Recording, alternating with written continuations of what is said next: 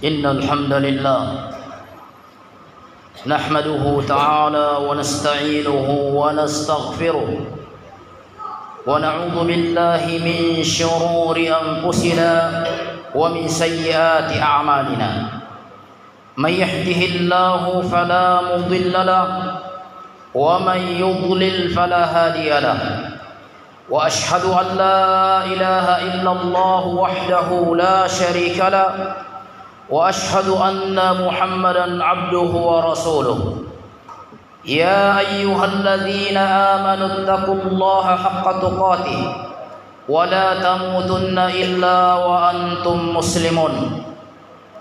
يا أيها الناس اتقوا ربكم الذي خلقكم من نفس واحدة وخلق منها زوجها وبث منهما رجالا كثيرا ونساء واتقوا الله الذي تساءلون به والأرحام إن الله كان عليكم رقيبا.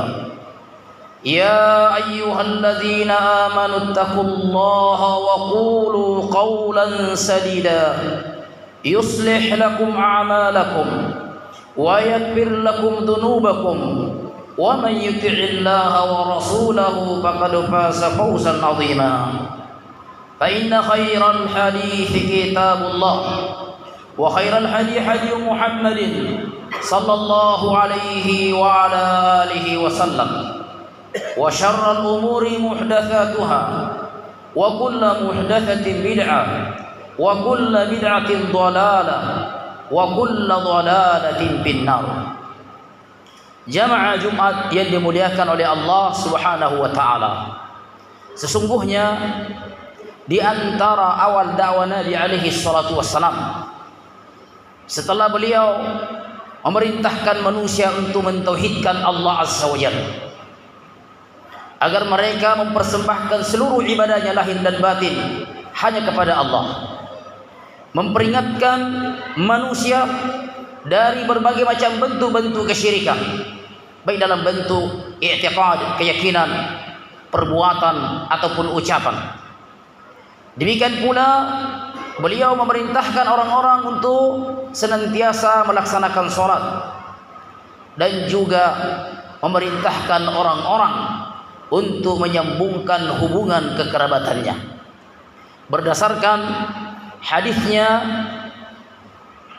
Abdullah bin Abbas radhiyallahu anhuma yang beliau dengar dari Abu Sufyan radhiyallahu anhu, di mana beliau mengisahkan pada saat beliau diundang oleh Raja Heraklius di negeri Syam yang saat itu dikenal dengan kerajaan Romawi. Raja Heraklius bertanya kepada Abu Sufyan radhiyallahu anhu yang saat itu belum masuk Islam. Orang itu mengatakan, "Pamadha ya'murukum?" Apa yang diperintahkan oleh Muhammad kepada kalian? Maka Abu Sufyan yang saat itu belum masuk Islam menjawab dengan jujur. Beliau mengatakan, "Ya'muruna yaqulu u'budullah." Dia memerintahkan kami dengan berkata, "U'budullaha wa la tusyriku bihi syai'a." Hendaknya kalian menyembah hanya kepada Allah dan jangan kalian mempersekutukannya dengan sesuatu apapun. Wa ya'muruna bis-sholati, dan dia juga Muhammad memerintahkan kami untuk melaksanakan salat. Wa ya'muruna bis-sholati was-sidqi, dan juga memerintahkan kami untuk berlaku jujur. Wal 'afaf, memerintahkan kami untuk menjaga kehormatan. Wasilatul arham, dan memerintahkan kami untuk tetap menjaga hubungan kekeluargaan, hubungan kekerabatan. Maka ikhwani fiddin, jamaah Jumat yang dimuliakan oleh Allah Subhanahu wa taala, maka jika kita perhatikan hadis ini, wa adalah Nabi alaihi salatu wassalam memerintahkan kepada kita untuk menjaga hubungan kita kepada Allah Azza wa Jalla dengan cara mentauhidkannya, memurnikan seluruh ibadah kita hanya kepadanya, dan menjauhi segala macam bentuk-bentuk kesyirikan. Memerintahkan kita untuk sholat. Kemudian juga dalam hadis ini beliau memerintahkan kita untuk menjaga hubungan kepada sesama manusia. dengan berlaku jujur kepada mereka dan juga menyambungkan hubungan kekerabatan. Dan hubungan kekerabatan ini jemaah sekalian, hubungan silaturahim adalah di antara pilar-pilar dakwah Islam yang dengannya kaum muslimin akan menjadi kuat dan menjadi disegani. Berbeda ketika mereka terpecah-pecah, mereka tidak melakukan hubungan dengan baik, mereka saling benci-membenci, maka tentu disitulah musuh akan mengambil kesempatan untuk melemahkan kaum muslimin dan menjajah kaum muslimin.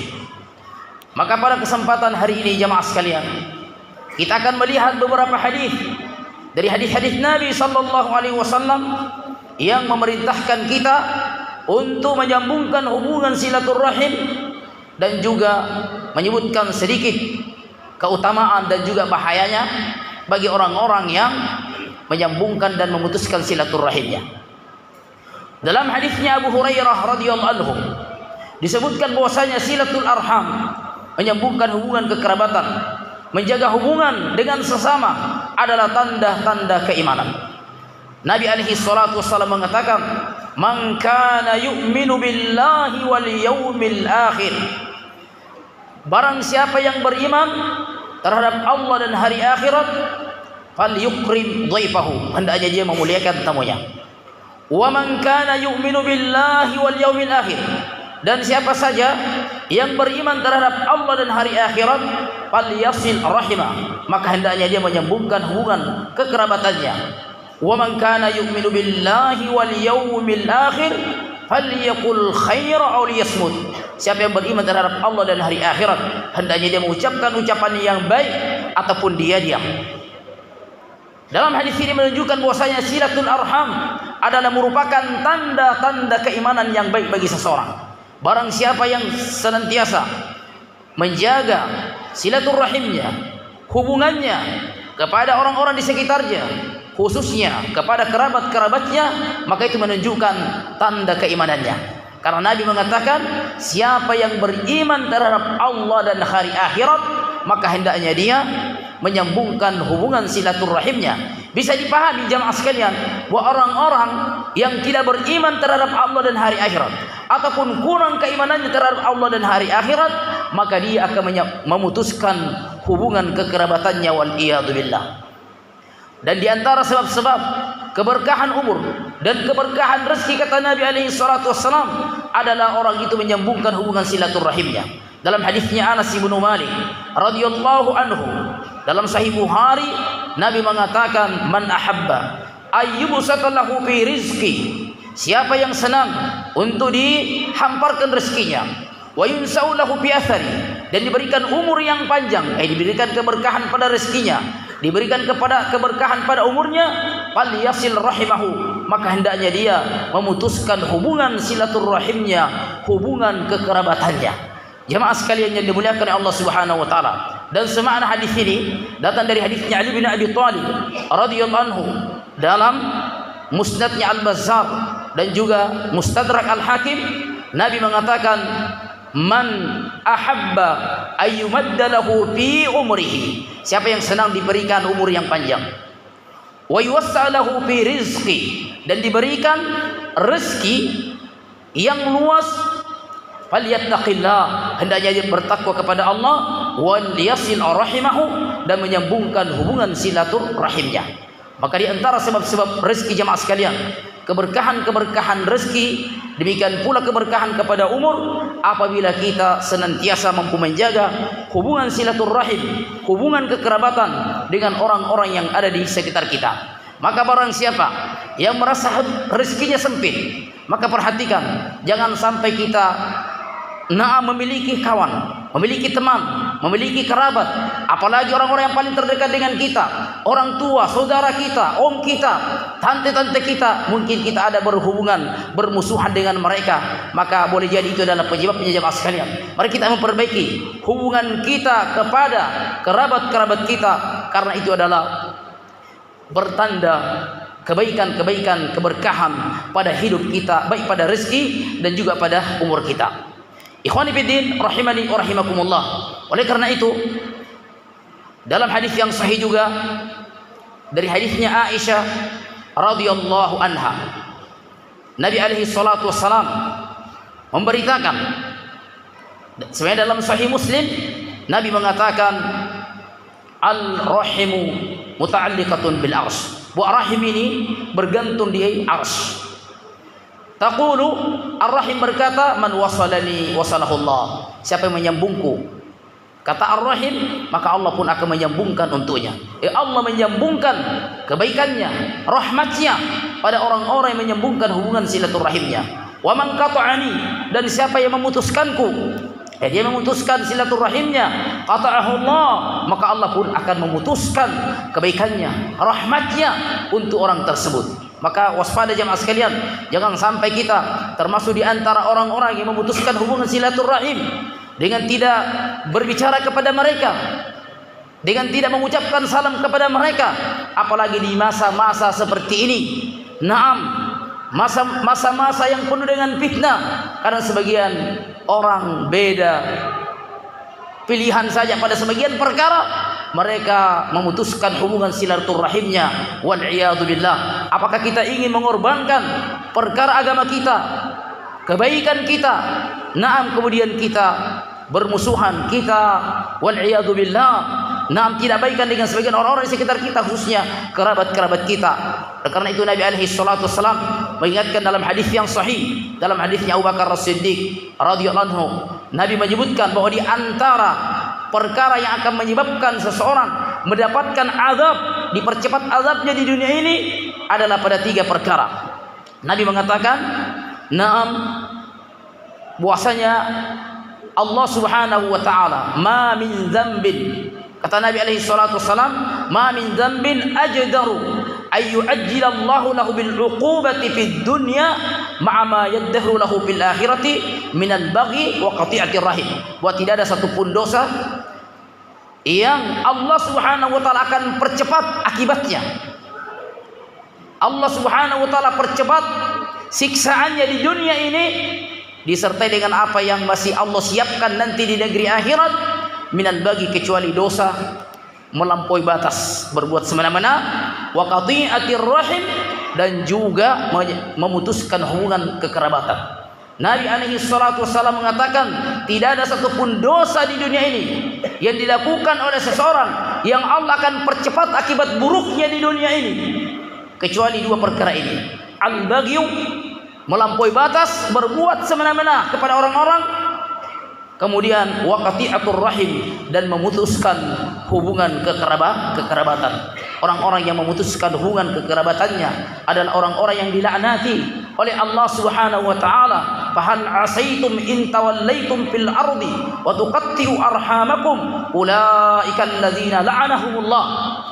Apakah kalian apabila kalian berkuasa di muka bumi, kata Allah, kalian akan melakukan kerusakan dan memutuskan hubungan kekerabatan? Allah mengatakan, ulaikal ladzina la'anahumullah, mereka itu adalah orang-orang yang dilaknat oleh Allah Subhanahu wa taala. Al-la'an adalah at-tardu wal ib'ad an rahmatillah, kata para ulama. Dilaknati maksudnya adalah orang-orang yang dijauhkan dari rahmatnya Allah Subhanahu wa taala. Maka periksa apabila ada urusan-urusan kita, perkara di dunia ini yang tidak beres, jamaah sekalian, jangan-jangan kita termasuk dalam golongan orang-orang yang memutuskan hubungan kita kepada sesama, hubungan silatul arham, khususnya orang-orang yang masih ada kerabat dengan kita. Ikhwani fiddin, rahimani wa rahimakumullah. Semoga apa yang kita sampaikan pada khutbah yang pertama ini bermanfaat buat saya dan siapa saja mendengarkan khutbah pada hari ini.